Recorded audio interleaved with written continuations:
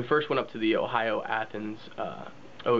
University archives, and we collected a bunch of data via the archives of the Athens First Presbyterian Church and the Athens First Presbyterian Society. It was nice to get into Ohio University's archival records and to learn how to do the research dating so far back into individual people's lives.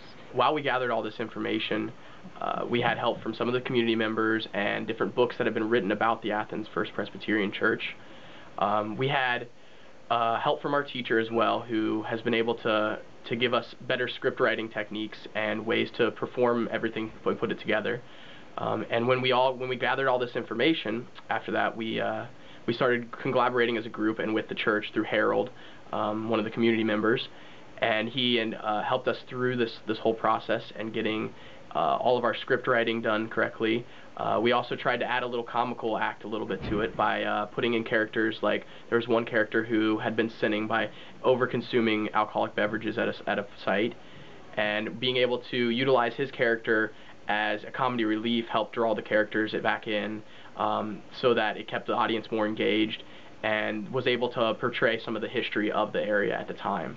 One of the things that really struck me is, we hear about how difficult a time the settlers had in leaving everything behind and coming to a new place. But in researching the characters, it really brought it more to life. The struggles that they had. I mean, taking everything you have by ox team and then getting on a raft, going to a place that you've only heard about, and starting your life all over again with all of those challenges. And playing the part of Sally Foster was really amazing. She was an amazing woman. For a woman in the early 1800s to not only run a business but a tavern is amazing. That just was, she's a very impressive woman, to take on that, along with raising her children, and she started a school here. She's a very, very strong woman. The 9 characters that we did focus on, though, were the 9 founders of this church, and the focusing on those 9 characters because they were so prolific in the church for not just when it first got started, but then proceeding for the next 20 or 30 years. They stayed strong to the church and really built it up from a society of just community members to a full-blown church with almost over 250 members by the time they got their church started. I think what the greatest thing that I've learned from this is, for one, I've learned some other techniques for trying to portray messages to people through an acting sense. The other thing that's really been great about this was we were able to see a lot of the history of Athens. Athens, believe it or not, is just inlaid with history, and since it's relatively new history, you can see a lot of this history. So it's really great because even this church itself is still within one corner of where the society started. Mrs. Sally Foster's house still stands on Washington. There are the psych ward now is where Mr. Coates's place was. White's Mill still exists. So a lot of these parts that we are playing, you can actually go out into the community now and see these things because they are prolific still in the area, because although they're man-made, they haven't quite crumbled yet and returned to Earth. So you're still able to see some of these early log cabins and things like that. And so what I really feel like was the best thing that I learned from this was just gathering up all the information from the Athens area and being able to portray it and being able to get people more involved in the history of their own town. Her and her husband built the tavern here, and I believe it was 1809 when they moved from Belpre. And that was kind of a gathering place. And I know that her husband and her were key members of the church as founders, but I also know that later on her sons were actually a part of the committee that helped to get the church, their first church, built, and her family played a big role in all of that. The Presbyterian Society and the Methodist Society were the 2 major roles. The Presbyterian Society, the character that I played was Reverend Lindley. He came in originally, got ordained as a minister, came in, and was first brought in to be part of the Athens Academy. And the Athens Academy was actually OU. And it was originally, Athens Academy originally, and then it got changed to Ohio University.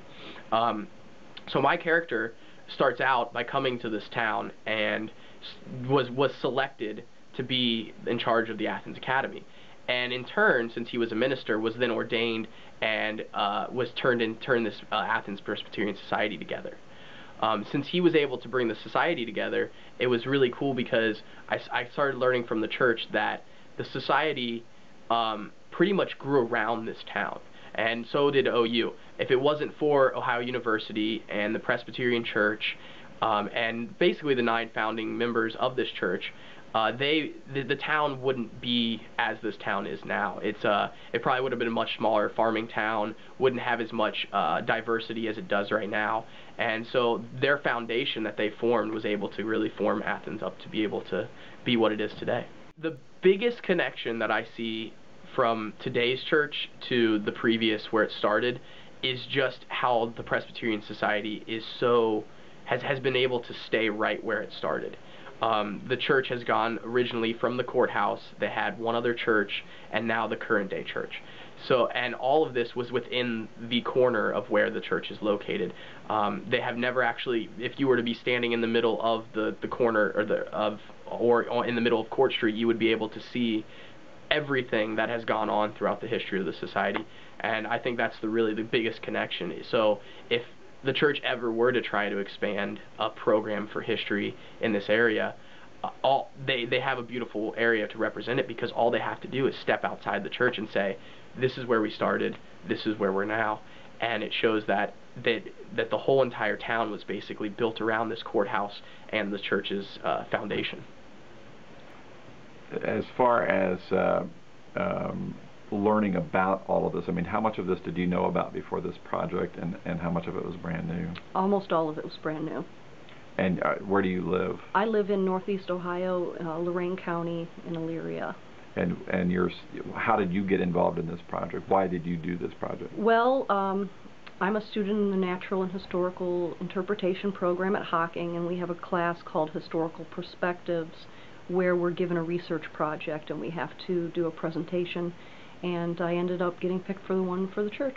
I want to thank the church for allowing us to do this. My teacher was actually a little hard-pressed in finding an actual thing for us to do at first, but it turned out very well.